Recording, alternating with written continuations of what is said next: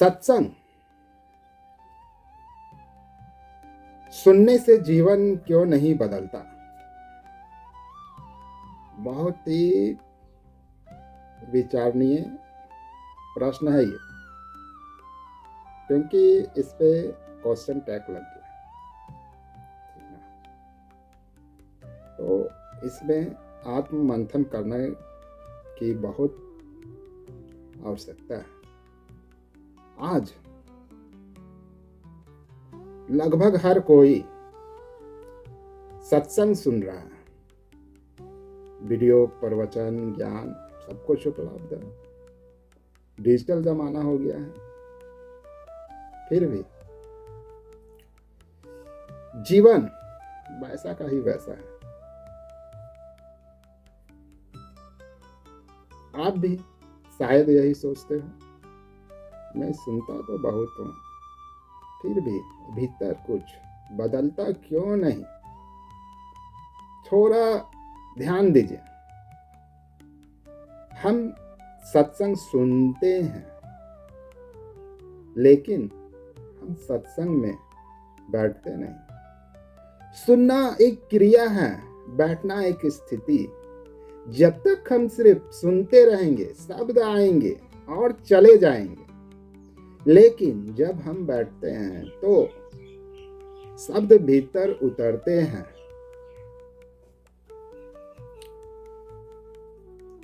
यहीं से असली प्रश्न शुरू होता है, हम सुनते क्यों हैं? मंथन कीजिए इसमें, हम क्यों सुन रहे हैं, क्यों आए हैं? हम सुनते हैं पर बदलते क्यों नहीं? कहीं तो कुछ गलती हो रही है, क्योंकि हम सुनते समय भी कुछ बनने की कोशिश कर रहे होते हैं। हम सुनते हैं ताकि बेहतर इंसान बन सके, शांति पा सके, सही हो सके, लेकिन यही चाह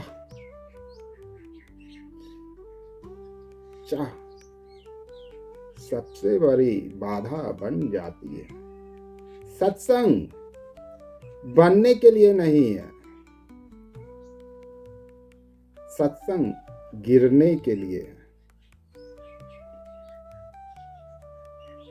जब तक हम सत्संग को सेल्फ इम्प्रूवमेंट टूल बनाए रखेंगे, तब तक वह हमें छुएगा भी नहीं, क्योंकि सत्संग आपको बेहतर नहीं बनाता, वह आपको सच्चा बनाता है। और सच हमेशा आरामदेह नहीं होता। अब इस बात को थोड़ा गहराई से समझिए। सत्संग का अर्थ, कभी सोचा आपने? सत्संग का अर्थ सत्य के साथ बैठना, व्यक्ति के साथ नहीं, शब्दों के साथ नहीं, भीड़ के साथ नहीं, सत्य के साथ।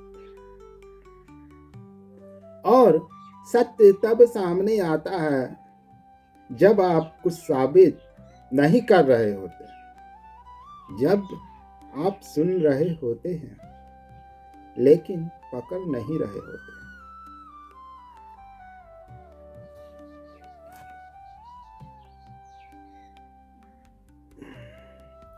यही कारण है कि कुछ लोग एक ही सत्संग बार बार सुनते हैं और हर बार कुछ नया पाते हैं, क्योंकि वो शब्द नहीं पकड़ते, वो स्थिति पकड़ते हैं। याद रखिए, ज्ञान दोहराया जा सकता है, लेकिन स्थिति हर बार नहीं होती।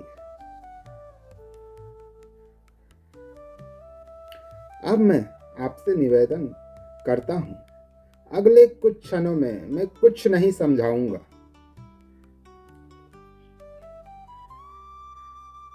अगर आपके भीतर कोई बेचैनी, कोई सवाल है, कोई उलझन है, उसे ठीक करने की कोशिश मत कीजिए।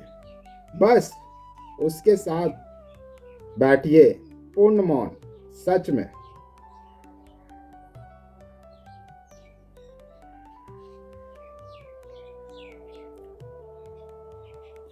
अगर इस मौन में आपको कुछ भी एहसास हुआ, चाहे शांति, चाहे असहजता, चाहे कुछ भी, वही सत्संग है।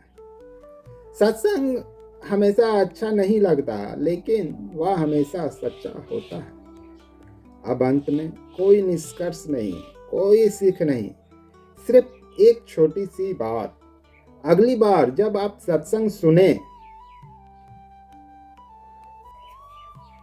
तो यह मत सोचिए कि मुझे इससे क्या मिलेगा।